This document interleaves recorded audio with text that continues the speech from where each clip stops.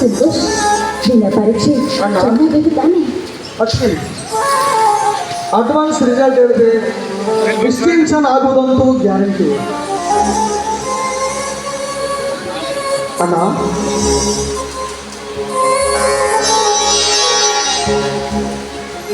ಅಣ್ಣ, ಏಕಣ್ಣ ಮುಖ ಒಂಥರ ಆಗಿದೆಯಲ್ಲ? ಏನಿಲ್ಲ ಸಂತೋಷ್, ಕೆಲಸದ ಒತ್ತಡ, ಟೆನ್ಷನ್ ಜಾಸ್ತಿ ಆಗಿದೆ. ಅಣ್ಣ,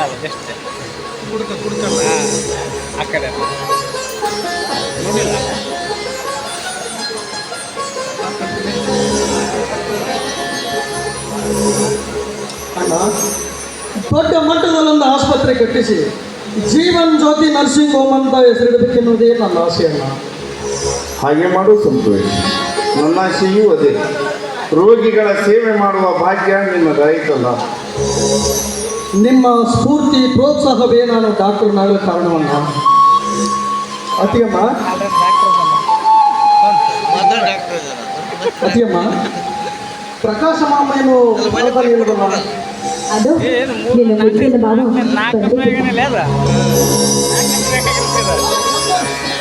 ಒಂದು ಭಾಳ ಹೊತ್ತಾಯ್ತು, ಜಸ್ಟ್ 5 ಮಿನಿಟ್ಸ್ ಆಯ್ತು ಮಾಮ. ಇದೇನು ಮಾಮ, ಪರಶುರಾಮನ ಅವತಾರ ಆಗಿರುವುದಲ್ಲ, ಈ ಕೆಲಸ ವಹಿಸಿದವರು ಯಾರು ನಿಮಗೆ?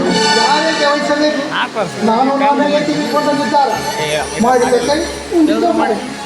ಮಾಮ, ನಿಮ್ಮನ್ನು ಇಲ್ಲಿರಲು ಹೇಳಿದ್ದು ಅಣ್ಣ ಅತ್ತಿಯವರ ಜೊತೆ ಆರಾಮವಾಗಿರಲೆಂದು. ನಿಮಗೆ ಏಕೆ ಬೇಕು ಈ ಪರಿಶ್ರಮ? ಇದಕ್ಕಾಗಿ ನೂರಾರು ಕೂಲಿ ಕಾರ್ಮಿಕರು ಇರುವರು ತಾನೆ? ಸಂತೋಷ್, ಪ್ರಕಾಶನಿಗೆ ಬುದ್ಧಿ ಹೇಳುವುದು ಒಂದೇ, ಇಲಿಗಳು ಬೆಕ್ಕಿನ ಕುರಳಿಗೆ ಗಂಟೆ ಕಟ್ಟುವುದು ಒಂದೇ. ಅಂತ ಗಣಾಂಧಾರಿ ಕೆಲಸ ನಾನೇನು ಮಾಡಿ ಹೇಳಿದ್ದಕ್ಕೆ? ನಿನ್ನ ಪ್ರೀತಿಯ ಡಾಕ್ಟರಿಗೆ ದೊಡ್ಡ ಆಸ್ಪತ್ರೆ ಕಟ್ಟಿಸಬೇಕಂತೆ. ಅದರ ಸಂಪೂರ್ಣ ಜವಾಬ್ದಾರಿ ನೀಯೇ ತೆಗೆದುಕೊಳ್ಳಬೇಕು. ಅದಕ್ಕಾಗಿ ನಾನು ಯಾವ ಕೆಲಸ ಮಾಡಲು ಸಿದ್ಧನಿದ್ದೇನೆ. ಸಂತೋಷ್, ವೈದ್ಯ ನಾರಾಯಣನೂ ಬ್ರಹ್ಮ. ವೈದ್ಯನಿಗೆ ಕರುಣೆಯ ಕಣ್ಣಿರಬೇಕು. ಕಷ್ಟದಲ್ಲಿರುವವರ ಕಷ್ಟ ಕೇಳಬೇಕು. ಪ್ರಾಮಾಣಿಕ ಕರ್ತವ್ಯ ನಿರ್ವಹಿಸಬೇಕು. ವೈದ್ಯನು ಜೀವ ಕೊಡುವ ದೇವರಾಗಬೇಕು ಹೊರತು ಜೀವ ಕಿತ್ತಿಕೊಳ್ಳುವ ಯವನಾಗಬಾರದು. ಆಯ್ತಣ್ಣ. ಸಂತೋಷ್, ದೇವರು 3 ಬಾರಿ ನಗುತ್ತಾನೆ. ಯಾವ ಸಮಯದಲ್ಲಿ ನಗುವನು ಮಾಮ? ನಾನು ನನ್ನದು ಎಂದು ಅಹಂಕಾರ ಪಡುವಾಗ. ಮತ್ತೆ ಯಾವಾಗ ನಗುವನು ಮಾಮ? ರೋಗಿಯನ್ನು ವೈದ್ಯ ಉಳಿಸುತ್ತೇನೆ ಎಂದು ಅಹಂಕಾರ ಪಡುವಾಗ. ಮತ್ತೆ ಯಾವಾಗ ನಗುವನು ಮಾಮ? ನಾನು ನನ್ನಿಂದ ಎಲ್ಲವೂ ಎಂದು ತಿಳಿದುಕೊಂಡಾಗ. ಚಪ್ಪಾಳೆ ಹೊಡೆಯುವಂಥ ಮಾತನ್ನೇ ಆಡಿದರೆ ಮಾಮ, ಅದಕ್ಕೆ ಹೇಳುವರು ಬಲ್ಲವರು ಅನುಭವದಲ್ಲಿ ಅಮೃತ ಇರುತ್ತದೆ ಎಂದು.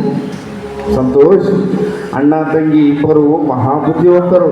ನೋಡಪ್ಪ, ರೋಗಿ ಡಾಕ್ಟರ್ ಮತ್ತೆ ಒಂದು ಅವಿನಾಭಾವ ಸಂಬಂಧವಿರುತ್ತೆ. ಅದು ಅಲ್ಲದೆ ಚಿಕಿತ್ಸೆಗಿಂತ ನೇವಿನದ ಮಾತುಗಳಿಂದ ಅರ್ಧ ರೋಗ ಕಡಿಮೆಯಾಗಬೇಕು. ಸರಿಯಾದ ರೀತಿಯಲ್ಲಿ ಪರೀಕ್ಷೆ ಮಾಡಿ ಸರಿಯಾದ ರೀತಿಯಲ್ಲಿ ಚಿಕಿತ್ಸೆ ಮಾಡಬೇಕು. ವೈದ್ಯ ತನ್ನ ಬಾಧ್ಯತೆಗಳನ್ನು ಅರಿತುಕೊಂಡು ಕರ್ತವ್ಯದಿಂದ ಕಾರ್ಯನಿರ್ವಹಿಸಬೇಕು.